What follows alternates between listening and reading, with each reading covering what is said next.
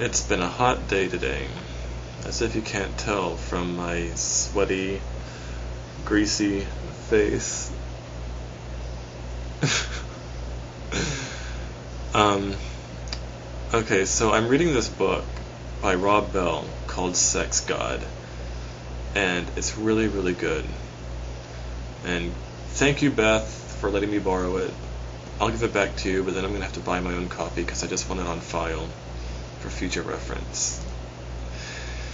But yeah, I've been thinking a lot about sex lately, as if that's a surprise. Yeah. So anyway, I just want to talk about sex and sexuality and sexual issues and such tonight, because I think that'll be fun. And not enough is said on the issue, I think. I think people need to talk about sex more.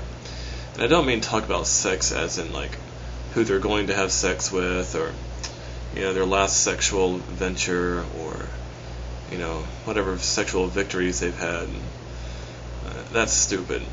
I mean sex, as in the deeper levels of sex and sexuality. I think people have really degraded the whole sex thing. I think sex is beautiful, and people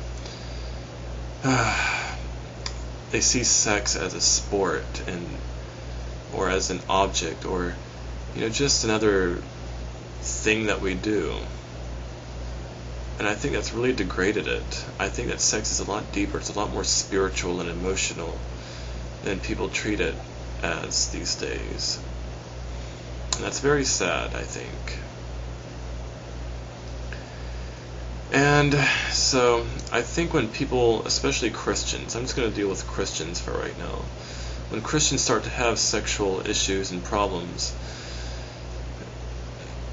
they're afraid to talk about it because somehow sexuality in its degraded form is too worldly to admit that you have problems with it. But I think it's time for people who know God to redeem sex and sexuality and be able to talk about it. And when you have a problem with it, talk about it, admit it. My thoughts are probably going to be very scattered tonight. I'm not really following an agenda or anything. I'm just kind of talking, so bear with me.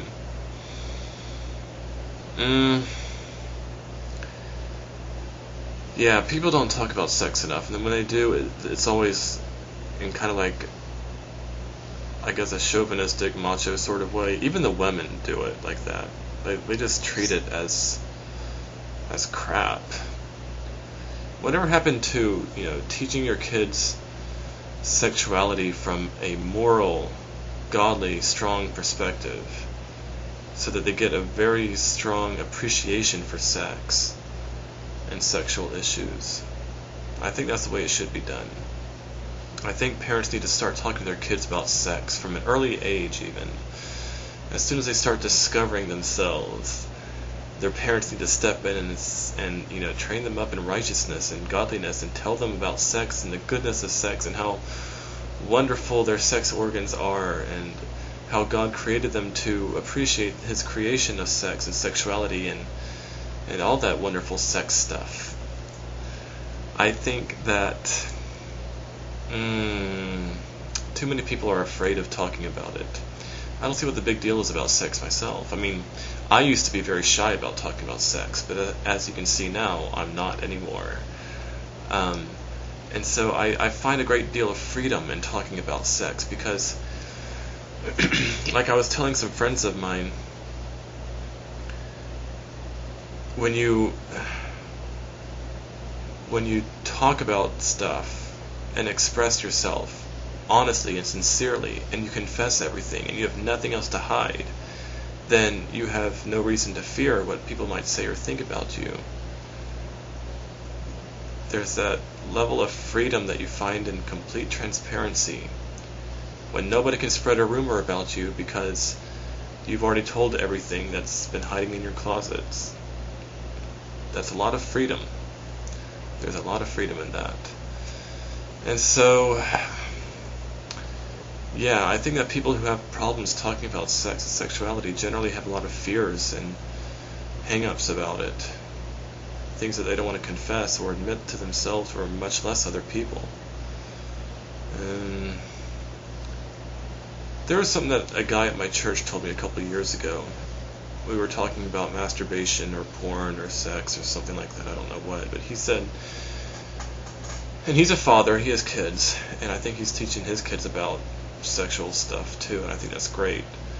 But he said, you know, sexuality and masturbation and lust and porn, they're all a part of life.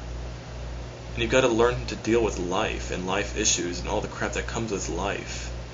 And if you can't deal with the issues of life, then you're going to have a lot of problems in life. So, you know, maybe you may be some godly person or something, but if you fall to pieces when somebody starts talking about masturbation, or you freak out when somebody starts talking about how homosexuality is so prevalent in the church, then you're having some problems in life, and you need to admit it and, you know, work through it. And when you do, you'll find a lot of freedom and liberty in that, because the Bible says, you know, what is it? Oh God, I forgot. The truth shall set you free. Yes, that's what it is. The truth shall set you free. And if you're not being truthful, and you're not being honest, and you're not confessing what you're having problems with, then you can't get through it, and you will never find that freedom to overcome, that freedom to be fearless in the face of sexual discussion. So my point is, tonight, talk about sex, because it's not talked about in a mature, godly fashion enough. And, you know, get over your fears and talk about stuff with your people, and especially with your kids if you have kids. Because if you don't ever talk about sex with your kids, then they'll grow up thinking that sex is wrong and evil, or at least taboo, and you should never talk about it. And it could possibly cause them to want to suppress and repress their sexuality, grow up with a lot of confusion and silence toward the issue, not ever voicing their problems or asking questions about it that they generally have. And if they don't ever get answers to their problems, and if they never come out and talk about what they're dealing with and struggling with, then they'll never get the help that they need. And that could just breed all sorts of problems. That's where the whole idea of coming out of the closet comes from. Unfortunately, the secular, unsaved world has taken that idea and turned it around to praising homosexuality for a liberating experience. I think that people who are dealing with sexual issues in secret should come out of the closet, but not necessarily to accept them as normal or healthy or just the way that they are. Nobody is born a porn addict. You know, nobody is born addicted to sex. Nobody is born addicted to lust. So if you're having problems or issues or fears toward any of these issues, you need to come out of the closet and talk about it and admit it to somebody and get the help that you need. So, yeah, kudos to you who are doing that. I love you, and I praise your efforts. Keep it up. Bye.